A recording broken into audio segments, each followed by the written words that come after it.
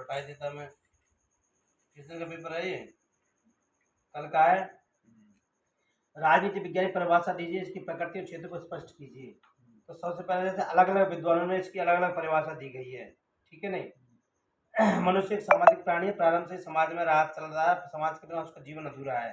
समाज में उसका लालन पालन होता है, उसकी समस्त आवश्यकताएं पूर्ति होती है। समाज से रहकर मनुष्य के व्यक्तित्व का विकास संभव नहीं। समाज में रहने के कारण मनुष्य को राज्य की सदस्यता भी अनिवार्य हो जाती है। इसलिए कहा भी जाता है मनुष्य सामाजिक राजनीतिक प्राणी है।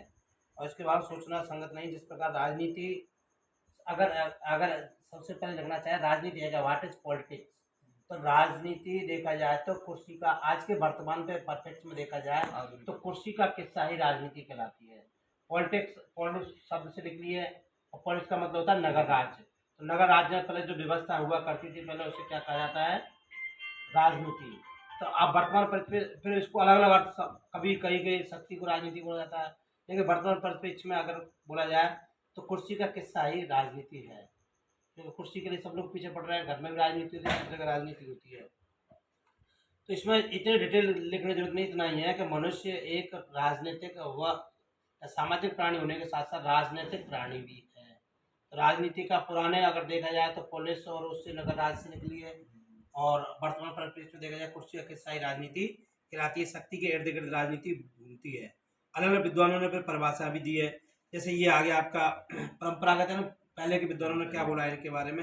राज्य उत्पत्ति यूनानी भाषा शब्द पोलिस से मानी जाती है, इसका अर्थ होता है नगर राज्य। यह नगर राजनीति दृष्टि से एक सर्वोच्च अंतर्वायु संघ था। ये पहले छोटे छोटे नगर राज्य ही हुआ करते थे। उनकी जो व्यवस्था है, सिस्टम चलता था, वो किस में आती थी, राजनीति में आती थी। तो परंपरागत राजनीति शास्त्र की परिभाषा अरस्तु ने दी है, जो अत्यंत व्यापक, और उन्होंने राजनीति का जो जनक है वो किसको माना जाता है, अरस्तु को माना जाता है। अरस्तु, और अरस्तु किसका, अरस्तु का गुरु कौन था, प्लेटो। तो प्लेटो ने एक सिस्टमेटिक तरीके से राजनीति को नहीं लाए, इसलिए उनको नहीं कहा गया। उसने द पॉलिटिक्स किताब ही लिखी थी। किसने, अरस्तु ने इसको एक सिस्टमेटिक तरीके से ला के खड़ा कर दिया था, इसलिए इसको क्या कहा जाता है, राजनीति का फादर। तो ये चीज नोट करनी है उसमें। अब फिर अलग अलग विद्वानों ने राजनीति को परिभाषा दी, जो परंपरागत पुराने जमाने की परिभाषा में अपन क्या, परंपरागत परिभाषाओं में क्या दो दृष्टिकोण होते हैं हर एक चीज की राजनीति में, परंपरागत और आधुनिक। तो परंपरागत सबसे पहले तो नगर राज्य आपको लिखना है, उसके बाद राज्य के अध्ययन के रूप में, सरकार के अध्ययन के रूप में, राज्य सरकार के अध्ययन के रूप में, ठीक है ना। हाँ, तो दोनों के मिक्स के राष्ट्र का दोनों के ये दिया है ना, राज्य के अध्ययन के रूप में, राजनीति में राज्य का अध्ययन किया जाता है, ठीक है ना। इसके भी अलग अलग विद्वान थे। उसके बाद राजनीति शास्त्र व विज्ञान राज्य से संबंध रखता है। ये किसने, ब्रंटसली ने कही थी। किसने कही थी, गार्डनर ने। राजनीति आदि अंत राज्य से होता है।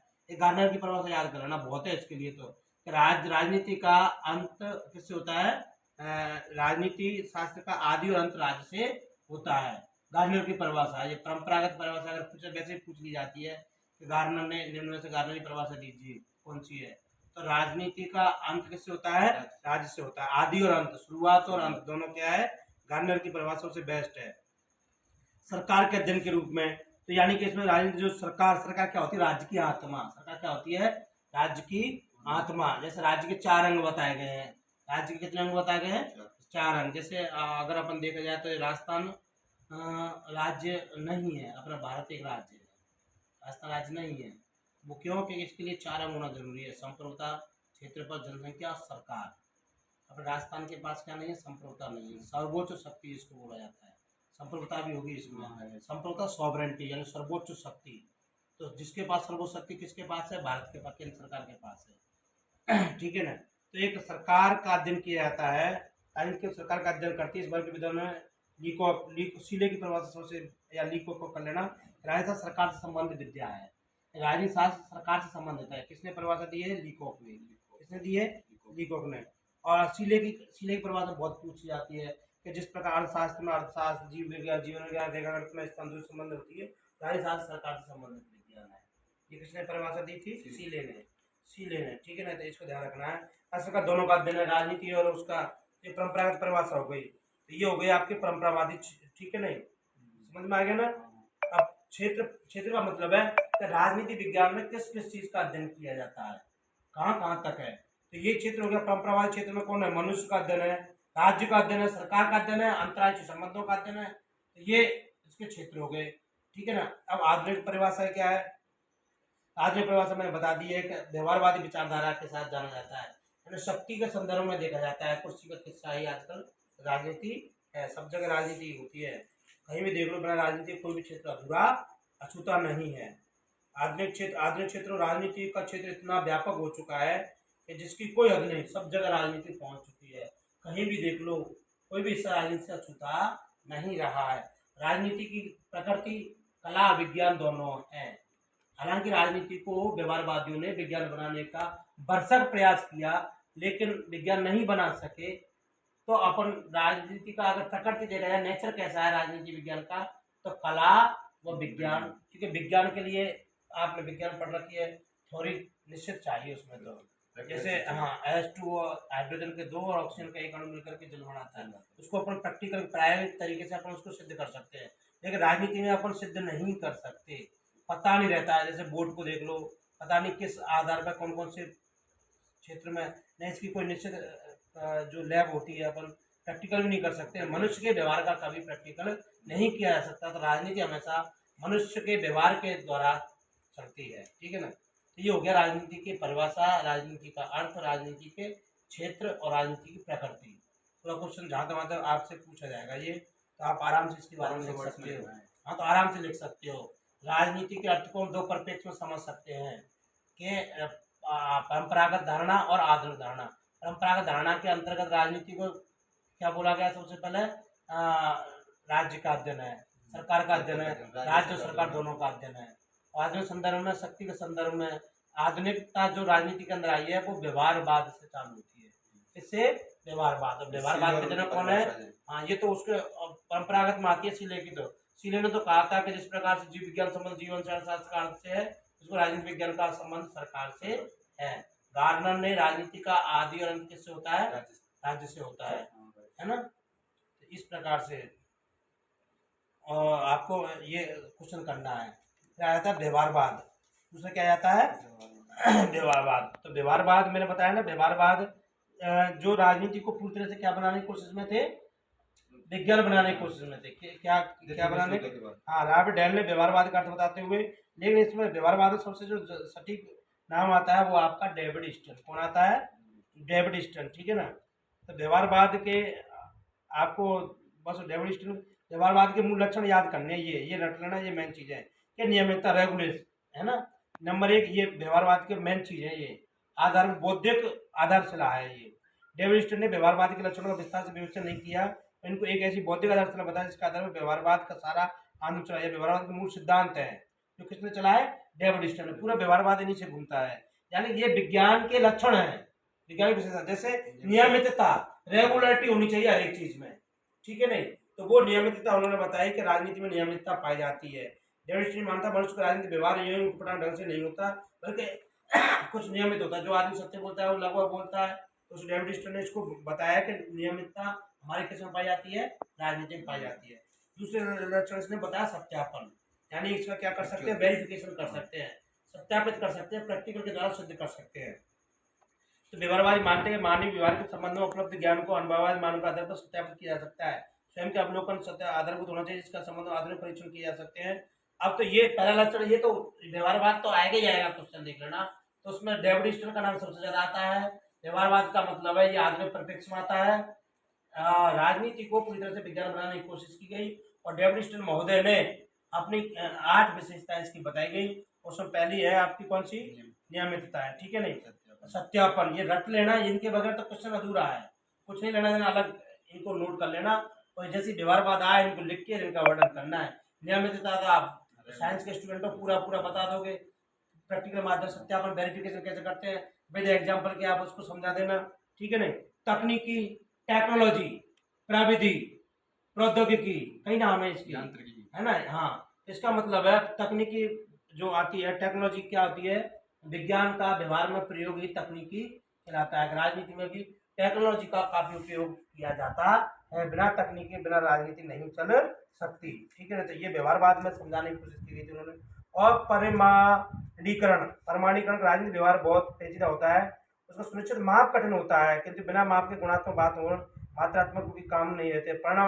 परिमाणीकरण का मतलब है कि इसको अपन क्वांटिफिकेशन यानी नाप सकते हैं, तौल सकते हैं किस चीज को, साइंस में तोल सकते हैं ना, 1 लीटर पानी, 2 लीटर पानी, इस तरीके से। तो इसको भी हाँ मात्रा के आधार पर इसको बता सकते हैं। मूल्य, वैल्यूज, मूल्य भी होते हैं हर एक किसी के, ठीक है कि नहीं। तो व्यवहारवादी ये मानते हैं नीति संबंधी मूल्यांकन विश्लेषण बिल्कुल भिन्न है। मूल्य होता है हर चीज, पानी का स्वाद कैसा है, कड़वा है, खट्टा है, ये उसके मूल्य तो हो गया। तो इस राजनीति में मूल्य पाए जाते हैं, वैल्यू पाई जाती है।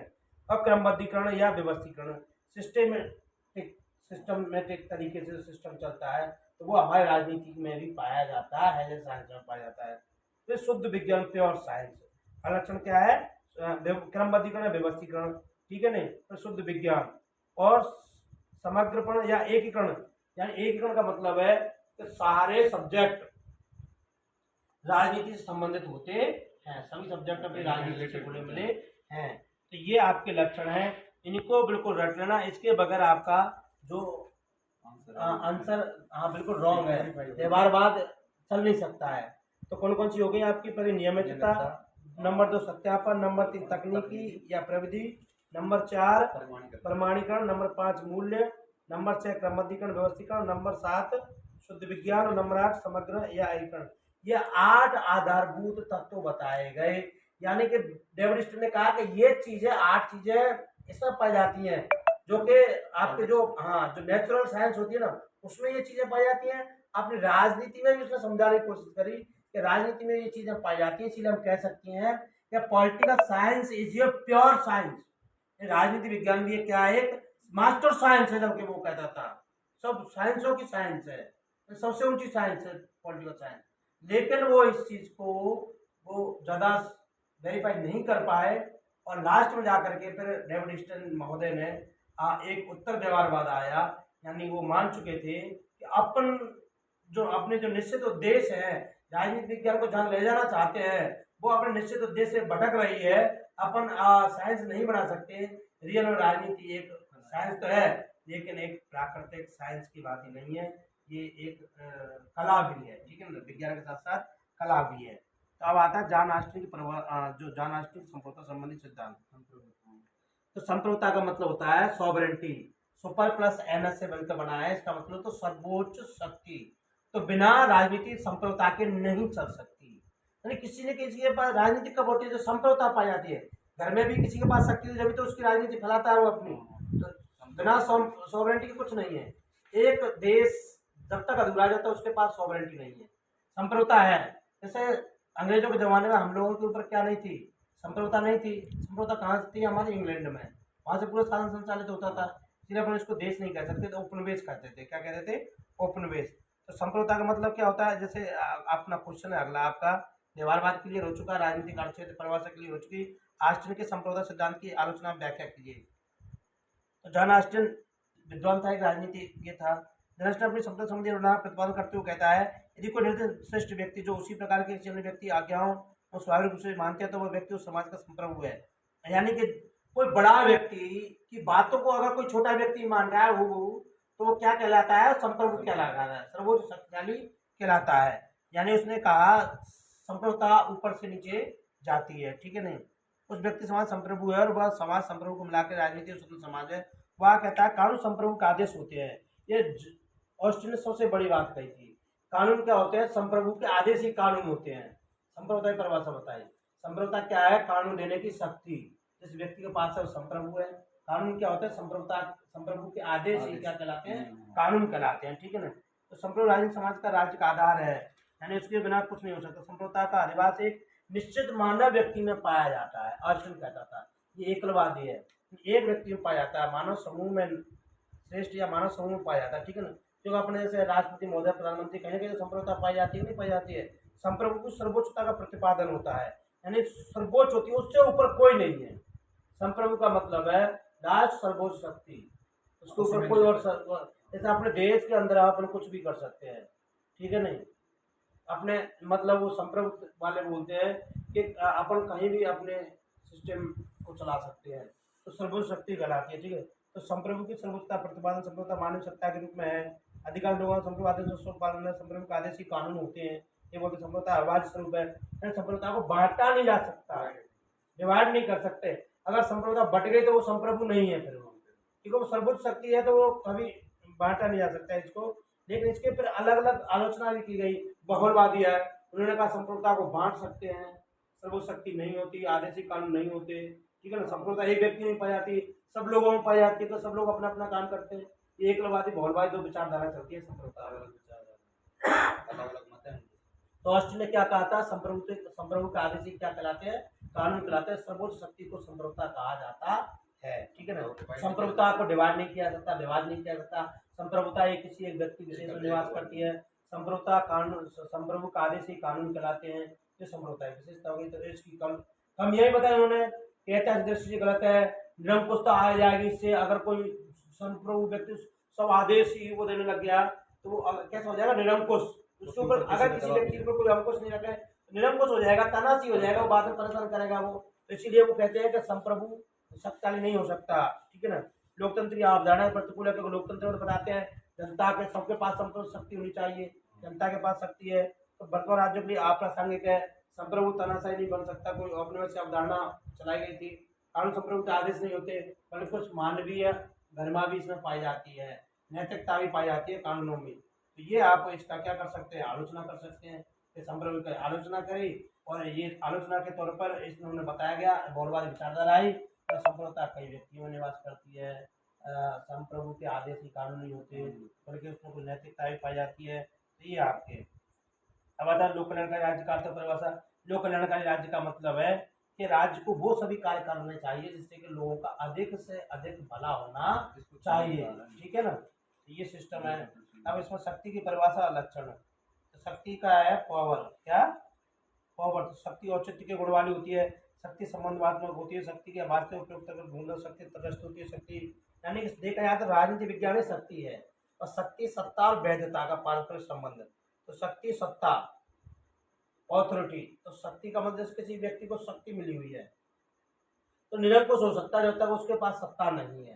सत्ता का मतलब है एक तरह से वैसे लोगों की भावना अगर उससे जुड़ जाए, जैसे मोदी जी के पास सत्ता है, शक्ति नहीं है, अगर शक्ति हो जाए तो निरंकुश हो जाएंगे, यानी उनको वैधानिक मान्यता मिली हुई है।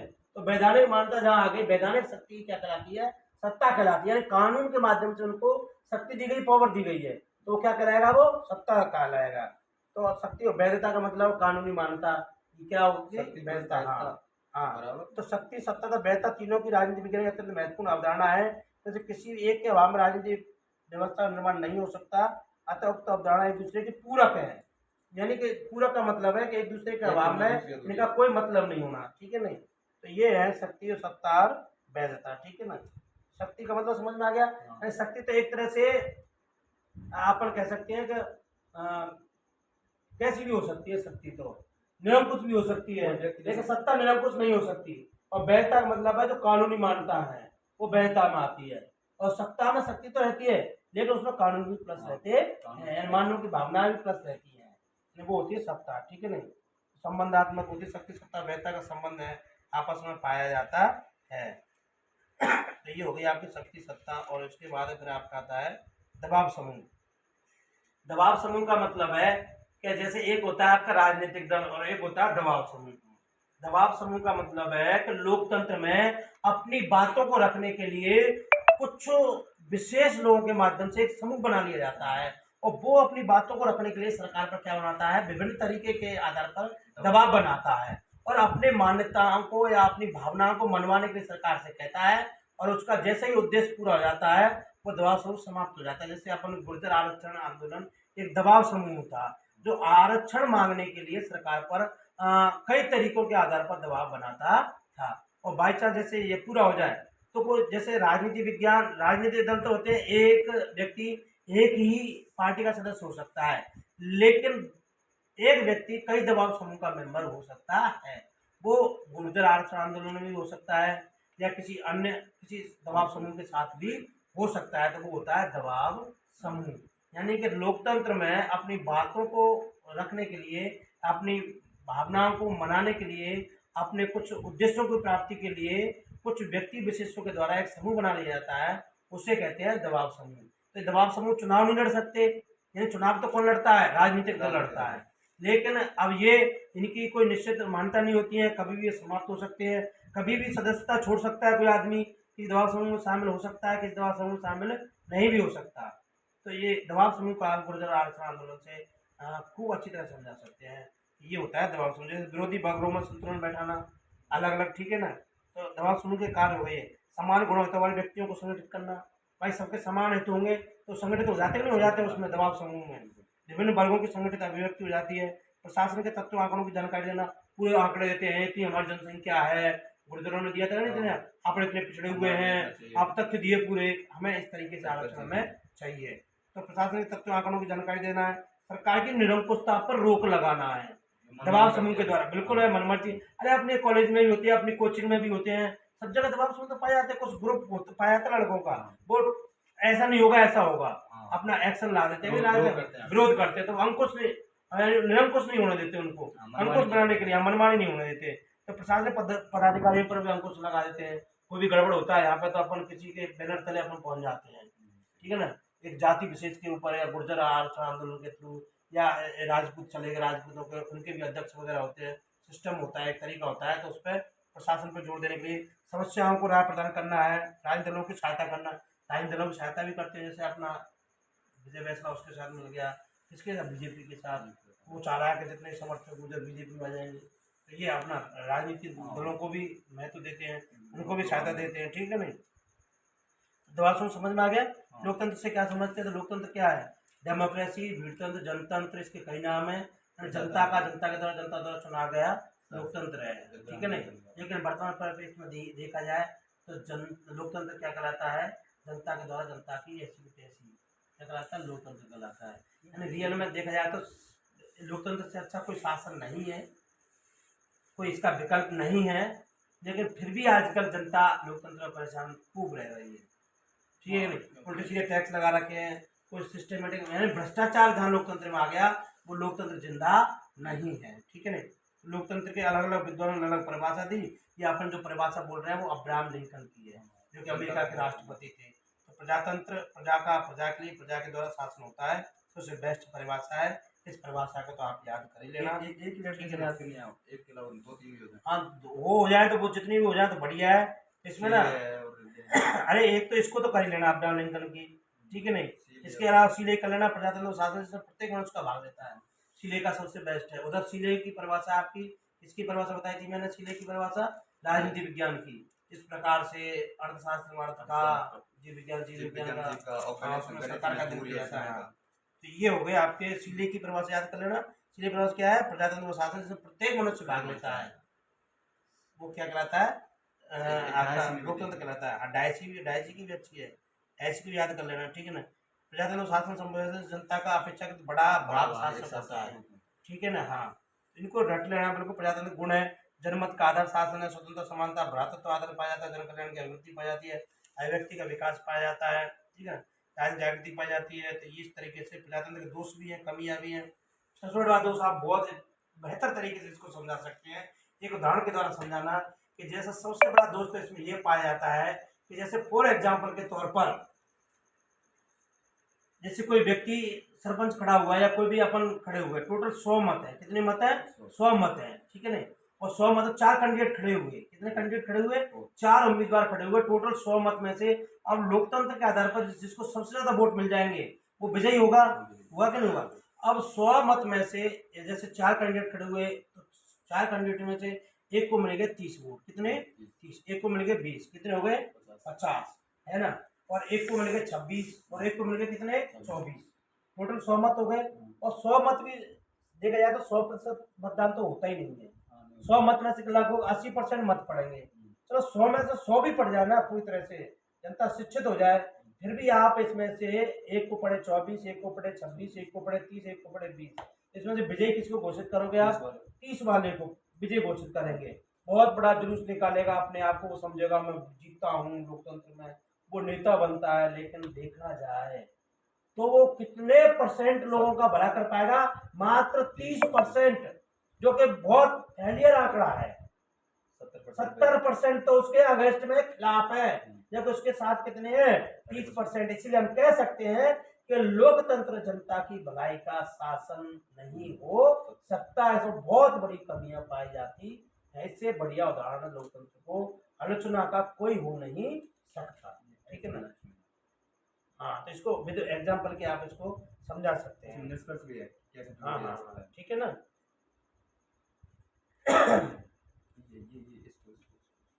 इसको अच्छा, आनुपातिक प्रतिनिधि प्रणाली का परीक्षण कीजिए, इसके गुण दोष बताइए। आनुपातिक प्रतिनिधि प्रणाली के अनुसार इस प्रणाली का कोई एक प्रतिपादन नहीं है। इसे कहा जाता है अनुपातिक प्रतिनिधि प्रणाली उतने प्रतिमान है जितने राज्यों में इसका प्रयोग होता है। सामान्य अनुपातिक प्रतिनिधि प्रणाली दो रूप पाए जाते हैं। कितने रूप पाए जाते हैं? अनुपातिक प्रणाली कितने भागों में बांटा गया? दो भागों में। अनुपातिक का मतलब अनुपात के आधार पर वोट मिलना।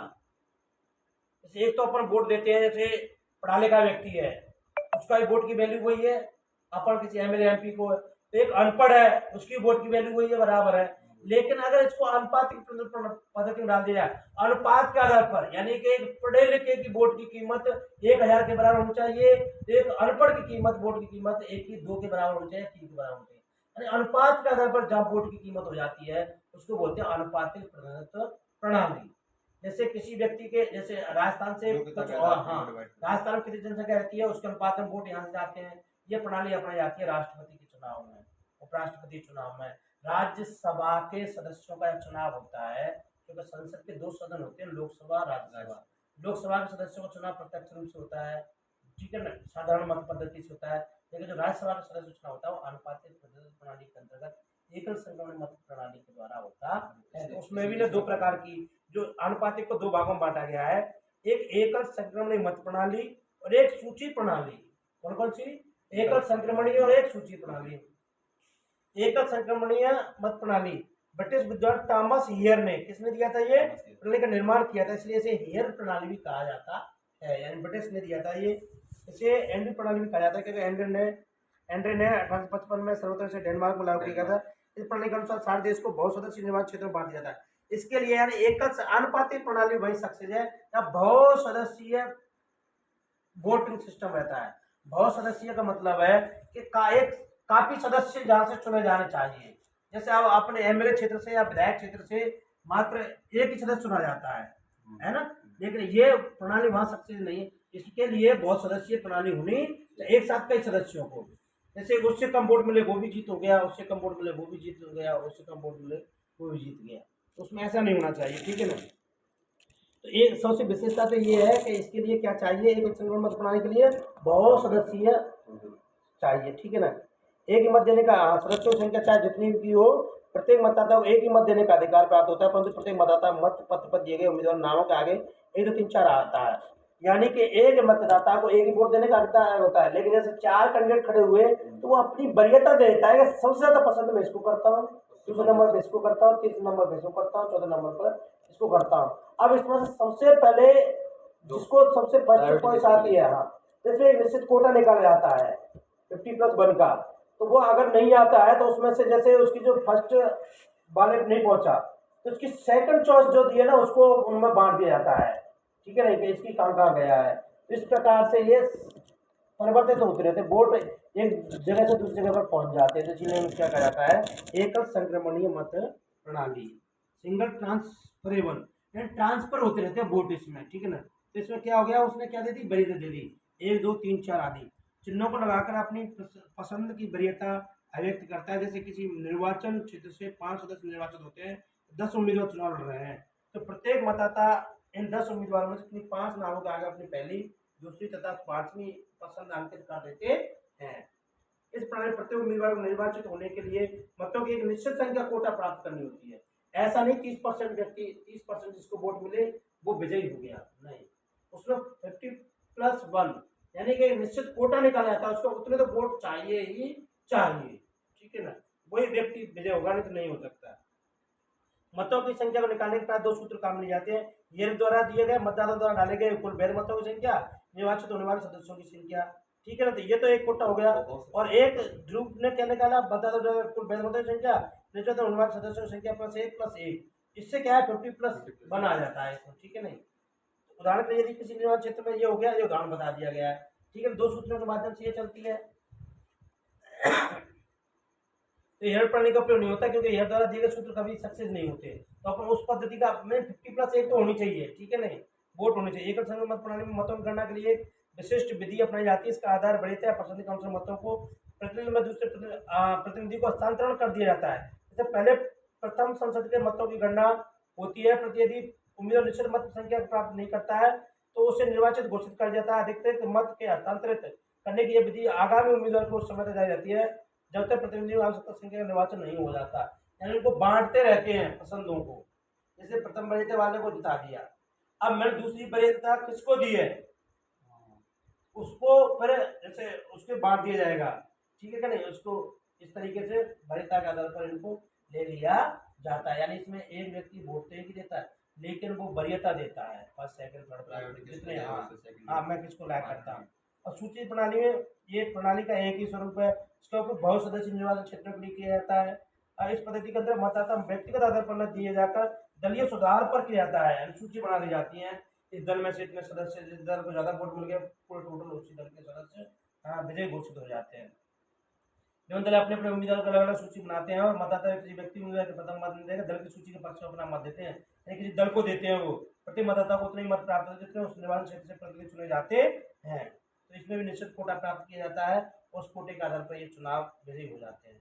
अब गुणों दोष भी कई हर एक चीज में दोष भी पाए जाते हैं। तो प्रत्येक बड़े दल को उचित प्रतिनिधित्व नहीं मिलता है। अल्पसंख्यक हितों की सुरक्षा, अल्पसंख्यक के हितों की सुरक्षा हो जाती है इसमें, ठीक है नहीं, क्योंकि इसमें उस हिसाब से सिस्टमेटिक तरीके से वोट दिए जाते हैं। जैसे एक राजनीतिक दल की निरंकुशता स्थापित नहीं होती, थोड़ी सी सीटों में जितना संभव है मतदाता प्रतिनिधि चुनाव, ये तो इसके क्या हो गए गुण हो गए, ठीक है ना। इसके काफी दोष भी पाए जाते हैं, वो दोष देख लेना, गहरे बना बना के लिख लेना और इनको दो दो तीन तीन चार चार याद कर लेना। इससे कि वैसे मैंने बता दिया कि क्या होता है। अनुपातिक पुनर्गणना कितने भागों में बांटा गया, 2 भागों में। एकल संक्रमण और सूची चुनावी, जो कि बहुत सदस्य चुनाव क्षेत्र होना चाहिए। इसके कितने सदस्य, बहुत सदस्य। तानाशाह क्या होता है, निरंकुशवादी जो अपनी चला है, किसी की कोई मर्यादा नहीं रख रहे, बिल्कुल वो क्या कहलाता है, तानाशाही कहलाता है। क्या कहलाता है, तानाशाह, हाँ भ्रष्टाचार।